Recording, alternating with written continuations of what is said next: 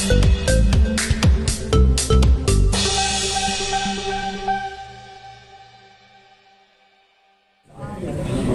cipta ini udah ada obrolan? Ya, tergantung daripada DPR ya. Apakah cukup revisi, apakah cukup dibuat pansus gitu ya. Nah, ini tergantung dari para pimpinan dari DPR. Kalau sampai sekarang sih belum ada agenda pansus, belum ada. Tapi bukan berarti tidak ada. Sekarang agendanya baru usulan-usulan soal revisi yang mana dilakukan di badan keahlian. Pak De, akan ada rencana duduk bareng nggak sama visi masukan pernah juga nih semuanya seperti apa Pak De? Ada rencana daripada Bapak Menteri Kebudayaan untuk mengundang semuanya. Semuanya, kita sih seneng ya, kita tuh seneng gitu. Dari awal kan saya sudah mengajak ya, kita tunjukkan WA-nya Once. Pokoknya kita pernah secara secara itu juga pernah. Ya. Saya juga sebagai koalisi juga pernah undang, teman-teman diwakili sama Ahmad Maulana untuk diskusi. Tapi ya kita kan melihat dinamika ini kan berjalan ya. Ya udah, kalau kita berjalannya sekarang dengan usulan revisi, ya udah itu yang kita lakukan. Saya pernah WA Once untuk ini ya, cuman jawabannya kurang mengenakan. Nanti aja lah. Nggak usah mas. Nggak usah. Nanti saat waktu tepat aja ya. Tapi di DPR suka ketemu juga mas, pasti hubungan tetap baik kan maksudnya? Santai kan ini begini loh. Begini loh ya, kan berbeda pendapat itu kan bukan berarti musuhan kan. Tahun 45 juga terjadi perdebatan kan. Soekarno maunya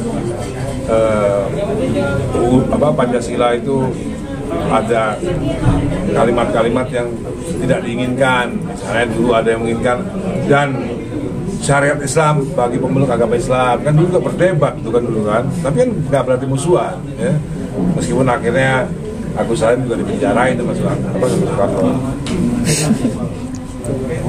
Tapi fix mas untuk minggu depan bagian draftnya ya harusnya tadi kan jam 8.30 harusnya tadi kita punya draft. Tadi karena situasinya kemarin ada demo ya aja. Tapi apapun itu selalu kita akan update. Apapun usul yang diajukan oleh Once, usul yang diajukan oleh Meli, usul yang diajukan oleh Aksi, akan saya update terus sehingga masyarakat bisa tahu apa sih yang diusulkan Meli, apa sih yang diusulkan Once, apa sih yang diusulkan Aksi. Tapi kira-kira gambaran besarnya setelah kita baca, sebenarnya UU-nya nggak ada masalah ya Bang ya? Iya, sebenarnya undang-undangnya nggak ada masalah, cuman interpretasi daripada pelaku ekosistemnya ini yang salah menurut kami, sehingga mungkin perlu ada penjelasan yang lebih detail gitu. Jadi fix bahwa IO tidak masuk dalam undang-undang, nggak ada, kita baca semua nggak ada di undang-undang. Bahkan menurut Ari Bias, IO juga nggak ada di permen, nggak ada juga, di PP juga nggak ada gitu. Dan apa yang saya rangkum tadi bagus hari ini, bahwa urusan hak cipta itu hanya urusan pencipta lagu dan pelaku pertunjukan, yaitu penyanyi.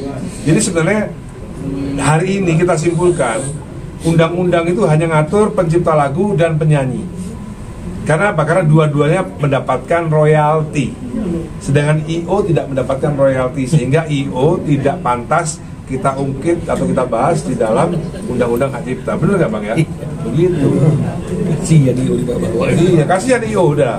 Promotor kasihan, apalagi yang punya sound system, yang punya lighting, yang punya rigging, nanti dibawa-bawa lagi repot jadi.